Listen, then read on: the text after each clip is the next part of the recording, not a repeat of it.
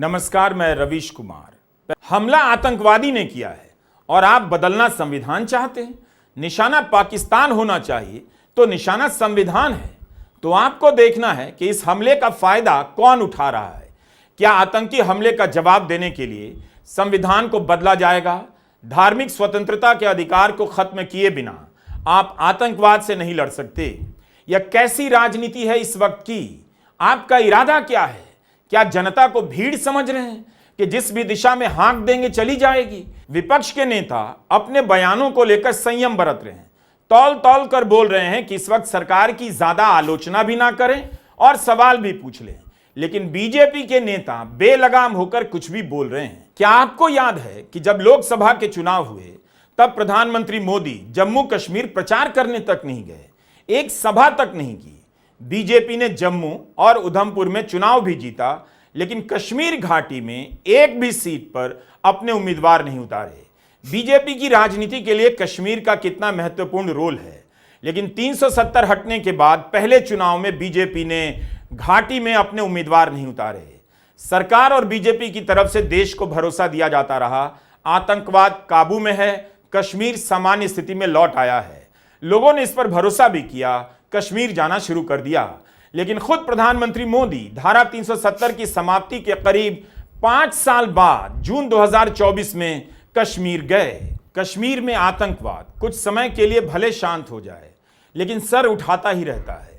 आतंकी हमले की आशंका हमेशा बनी रहती है। तब भी करोड़ों लोगों ने इस आशंका को खारिज कर कश्मीर की यात्रा की। यह कम बड़ी बात नहीं है। पहलगाम के हमले को हाल के कई वर्षों में सबसे बड़ा आतंकी हमला बताया जा रहा है, लेकिन पुलवामा में सीआरपीएफ के काफिले को धमाके में उड़ा दिया गया। 40 से ज्यादा जवान शहीद हो गए और घायल भी हुए। क्या दोनों की तुलना हो सकती है? कौन बड़ा है, कौन छोटा है? उम्मीद है गोदी मीडिया पुलवामा हमले में मारे गए शहीदों के परिजनों को भी इस बहस में शामिल करेगा, क्योंकि कश्मीर में आतंकवाद की अंतहीन प्रक्रिया ने कभी किसी के जख्मों को भरने ही नहीं दिया। इसलिए इस वक्त हम सब की भाषा करुणा और संवेदना से भरी होनी चाहिए। आक्रोश को रोका नहीं जा सकता, लेकिन उसे देखा जा सकता है आक्रोश की दिशा क्या है। आक्रोश किसके खिलाफ है?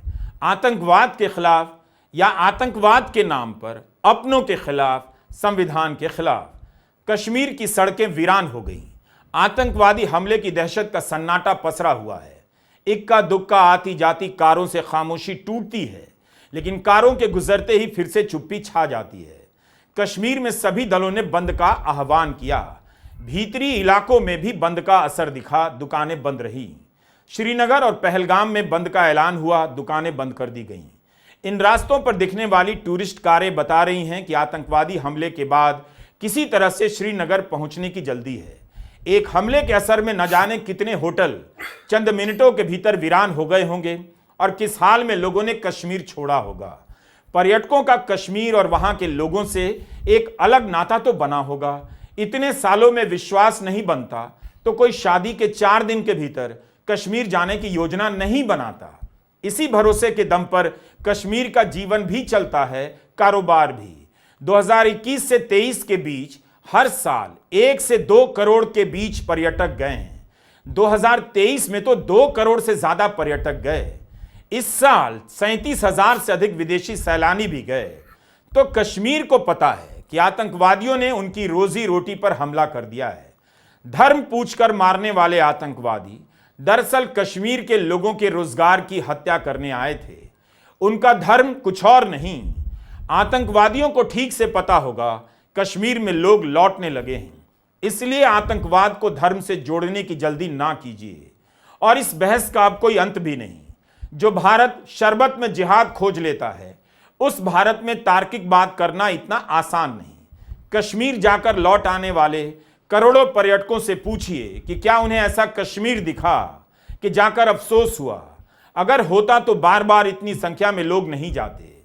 ऐसे वक्त में हमें उन रिश्तों को भी याद करना चाहिए और उसकी बात करनी चाहिए। कितने ही वीडियो वायरल हैं कि कश्मीर के लोग पर्यटकों के लिए खाना लेकर आ रहे हैं, मैसेज डाल रहे हैं कि हमारे घर आकर रुकिए।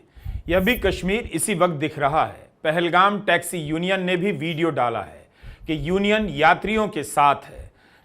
नमस्कार, मेरा नाम है संजीव प्रताप और आप देख रहे हैं अपना पसंदीदा YouTube channel daily real news 247।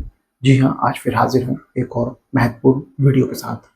जैसा कि आप देख रहे हैं, ये वीडियो की अभी शुरुआत है। इसमें देश के वरिष्ठ पत्रकार बहुत ही गंभीर विषय पर जानकारी लेकर आए हैं और अपनी इस रिपोर्ट के माध्यम से बड़ी गहराई से इस रिपोर्ट की जो परतें हैं वो सब खोल कर रख दी हैं। तो बस आपसे एक छोटा सा निवेदन है, इस वीडियो को आप पूरा देखें, बीच में छोड़कर न जाएं और स्किप करके न देखें। साथ ही हमें यह भी बताएं कि इस वीडियो को आप किस जिले से देख रहे हैं। आपसे एक छोटा सा और निवेदन है, इस वीडियो को अपने चित परिचितों और दोस्तों के पास ज़्यादा से ज़्यादा शेयर करें और लाइक करना न भूलें। जैसे ही खबर आई कि कई हजार यात्री अपना टिकट कैंसिल कराना चाहते हैं, पहले लौटने के लिए रीशेड्यूल करना चाहते हैं, सरकार ने भी दखल देकर एयरलाइन कंपनियों से गुजारिश की कि श्रीनगर से उड़ानों की संख्या बढ़ाई जाए, टिकट कैंसिल के पैसे ना लिए जाएं और विमान कंपनियों ने सारी मांगे मान ली हैं। 30 अप्रैल तक के टिकट कैंसिल के चार्ज फ्री कर दिए गए हैं। दरअसल उस वक्त हंगामा मच गया जब श्रीनगर से दिल्ली की फ्लाइट का टिकट 65,000 का और श्रीनगर से कोलकाता का टिकट 74,000 का हो गया। ट्विटर पर किसी ने स्क्रीनशॉट डाल दिया। अब टिकटों के दाम सामान्य हो चुके हैं। कश्मीर के लोग भी सन्नाटे में हैं। उनके लिए हर ऐसी घटना के बाद सफाई देने का मामला बन जाता है, अपनी निष्ठा साबित करने का। कितनी तेजी से वे संदेह के दायरे में आ जाते हैं। उन्हें यह भी पता है कि कितनी भी निंदा कर लें, उन पर यकीन नहीं किया जाएगा। तब भी दुकानें बंद रखी गईं और लोगों ने घटना की निंदा की। कभी यह नहीं सोचते कि स्थानीय लोगों के लिए कितना मुश्किल होता है हर वक्त इस आशंका में जीना और उनके आगे से किसी का बंदूक लेकर निकल जाना। उनकी गली से कोई गोलियां चलाता हुआ आ जाता है। उन्हें पता है कि आतंकी हमले का असर उन पर होता है।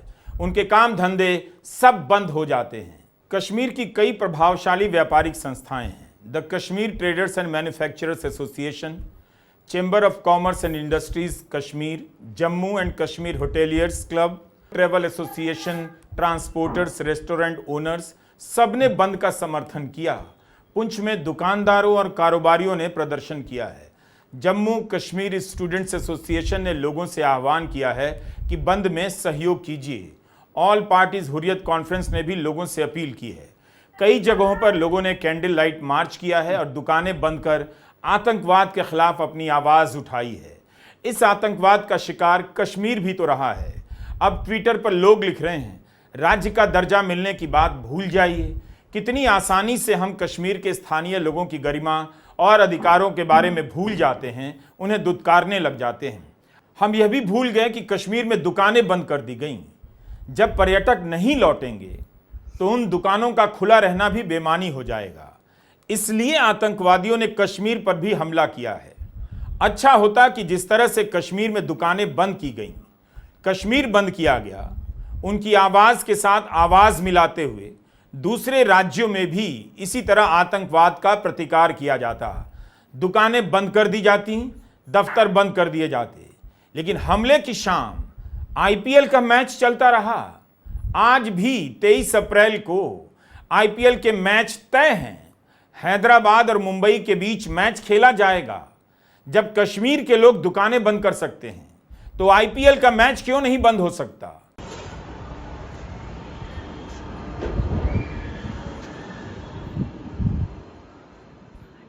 पटना में क्या वायुसेना का एयर शो रद्द नहीं किया जा सकता था? एयर शो हुआ ही क्यों? क्या इसलिए कि बिहार में चुनाव है? मध्य प्रदेश में चुनाव था तो उस समय भोपाल में एयर शो किया गया। सोशल मीडिया पर तो लोग नफरत फैला रहे हैं, गुस्से के बहाने नफरत को सही ठहराने में लगे हैं, और यहां पटना में एयर शो हो रहा है। बिहार सरकार के सूचना विभाग ने एक्स पर लिखा है, स्वतंत्रता संग्राम के महानायक बाबू वीर कुंवर सिंह विजयोत्सव के अवसर पर जेपी गंगा पथ पर एरोबैटिक सूर्य किरण विमान के प्रदर्शन का लुत्फ उठाते माननीय मुख्यमंत्री श्री नीतीश कुमार जी। कार्यक्रम की तस्वीरें बीजेपी के उप मुख्यमंत्री सम्राट चौधरी ने जारी की हैं। इन तस्वीरों में आप अन्य मंत्रियों को भी देख सकते हैं। पहलगाम में आतंकवादी हमला हुआ है और यहां एक सरकार के मंत्री लुत्फ उठा रहे हैं। क्या बिहार सरकार, बीजेपी को और वायुसेना को सदमा नहीं पहुंचा? पटना में एयर शो क्यों हुआ? इन सवालों को क्यों गायब किया जा रहा है? अगर यही तस्वीर राहुल गांधी की होती तो आज गोदी मीडिया में क्या सवाल चल रहा होता। आतंकवादियों ने धर्म पूछकर मारा तो है, लेकिन हमें नहीं भूलना चाहिए कि ये आतंकवादी हैं। कई लोग फिर से अपनी दलील लेकर आ गए कि आतंकवाद का धर्म होता है। इस वक्त उनका गुस्सा समझा जा सकता है, उनसे कोई बहस नहीं। आतंकवादियों को पता है कि धर्म हमारा कमजोर मसला बन चुका है। भारत के गोदी चैनलों पर हर शाम महीनों हफ्तों हिंदू मुस्लिम डिबेट का आयोजन होता है। आतंकवाद को यह भी पता चल गया है कि उनकी बंदूक की गोली से अब कोई आवाज नहीं होती, इसलिए उन्होंने धर्म का इस्तेमाल किया। इसलिए आप धर्म के नाम पर नफरत फैलाकर आतंकवादियों का प्रयास सफल मत होने दीजिए। बहुत लोग इसे इसी अवसर के रूप में देख रहे हैं, माहौल बना रहे हैं। ऐसी कोशिशों से इस वक्त दूर रहिए। मैं क्यों ऐसा कह रहा हूं? 370 हटाए जाने के वक्त वादे किए गए, इससे शांति बहाल होगी, कश्मीरी पंडितों को इंसाफ मिलेगा, लेकिन कश्मीरी पंडितों पर हमले बढ़ गए। इस प्रावधान के हटाए जाने के 2 साल बाद मोदी सरकार ने खुद संसद में जानकारी दी कि 14 कश्मीरी पंडितों की हत्या कर दी गई।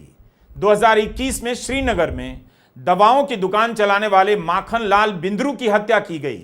सदमे और सहानुभूति में श्रीनगर के लोग उनके घर पर उमड़ पड़े और उनकी अंतिम यात्रा में बड़ी संख्या में शामिल हुए। सबने आतंकवाद की निंदा की। कश्मीरी पंडितों की जब हत्या होने लगी तब पंडित बेचैन हो गए, असुरक्षित महसूस करने लगे। उस वक्त घाटी छोड़कर जाना चाहते थे। तब उनकी यह भी शिकायत थी कि उनके साथ देश खड़ा नहीं हुआ, लेकिन आतंकवादी का मंसूबा फेल हो गया। उसके बाद बिहार यूपी से आए मजदूरों को मारा जाने लगा। 2024 में अलग अलग घटनाओं में बिहार के राजा शाह और अशोक चौहान की हत्या कर दी गई। 2024 में ही एक टनल प्रोजेक्ट में जम्मू कश्मीर, पंजाब और बिहार के 6 मजदूरों की हत्या कर दी गई। इस हमले में बडगाम के डॉक्टर शाहनवाज की भी हत्या कर दी गई। सितंबर 2024 में जम्मू कश्मीर पुलिस के हेड कांस्टेबल बशीर अहमद की कठुआ एनकाउंटर में मौत हो गई। सितंबर 2023 में अनंतनाग में एक एनकाउंटर की घटना में जम्मू कश्मीर पुलिस के हुमायूं भट्ट की मौत हो गई। सेना के 2 अधिकारी भी इस हमले में मारे गए। जब आतंकवादियों ने कश्मीरी पंडितों को निशाना बनाना शुरू किया, तब भी उन्हें पता था कि इनका धर्म क्या है, भले धर्म नहीं पूछा था। 2019 से 2021 के बीच 14 कश्मीरी पंडितों की हत्या आतंकवादियों ने की, क्योंकि आतंकवाद और इसकी योजना बनाने वाले देश की सेना जानती है कि भारत में लोग कश्मीरी पंडितों को लेकर आक्रोशित हो सकते हैं, उनकी हत्या के बाद आपस में भिड़ने लग सकते हैं और कश्मीर को लेकर भी भिड़ने लग जाएंगे। आतंकवादी हमला यह बताता है कि पाकिस्तान से मिलने वाली मदद अभी तक बंद नहीं हुई है। आतंकवादी चाहता है कि हम हिंदू मुसलमान के नाम पर झगड़ते रहें और इसके नाम पर कश्मीर से भी झगड़ने लग जाएं, ताकि कश्मीर अलग थलग पड़ जाए और आतंकवाद अपने इरादे में कामयाब होने लग जाए। आतंकवादी हमारी कमजोर नसों को जान गया है, लेकिन अफसोस हम आतंकवादियों के इरादों को ठीक से नहीं पहचानते। उसके पीछे खड़े मुल्क पाकिस्तान की सेना के मंसूबों को भूल जाते हैं। मुझे पता है सोशल मीडिया में क्या लिखा जा रहा है और गोदी मीडिया में क्या चल रहा है। गोदी चैनलों के एंकर चीख रहे हैं, चिल्ला रहे हैं। उनकी भाषा और दलीलों से सावधान रहिए। पाकिस्तान की बात करते करते अपने देशवासियों को भी ललकारने लग जाते हैं, कभी धर्मनिरपेक्षता के नाम पर, कभी शांति और बातचीत की बात करने वालों के नाम पर। गोदी मीडिया का गुस्सा मणिपुर को लेकर तो नहीं उबला, क्योंकि इससे उसका एजेंडा नहीं फैल रहा था। कश्मीर में आतंकवाद को लेकर गोदी मीडिया ने कब ईमानदारी से रिपोर्टिंग की, लाल चौक से रिपोर्टिंग की और सब कुछ शानदार होने का दावा किया ताकि मोदी सरकार की छवि बनी रहे। क्या कभी इस गोदी मीडिया ने सुरक्षा में कमियों को लेकर सवाल उठाया, सरकार को चेतावनी दी, सतर्क किया? दोस्तों इस वीडियो में बस इतना ही। जल्द मिलते हैं ऐसे ही एक और महत्वपूर्ण वीडियो के साथ। तो बने रहें अपने इस पसंदीदा यूट्यूब चैनल के साथ। अभी तक आपने इस चैनल को सब्सक्राइब नहीं किया है तो सब्सक्राइब कर घंटी वाला बटन दबा दीजिए, ताकि ऐसे ही महत्वपूर्ण वीडियो की नोटिफिकेशन आपको समय रहते मिल सकें, आपसे मिस ना हो। आपको हमारे किसी वीडियो से कोई शिकायत है या अपना सुझाव देना चाहते हैं तो अपना मैसेज कमेंट बॉक्स में लिखें। हम और हमारी टीम जल्द ही उस पर अमल करेगी। राम राम, सलाम, जय हिंद, जय भारत, जय भीम।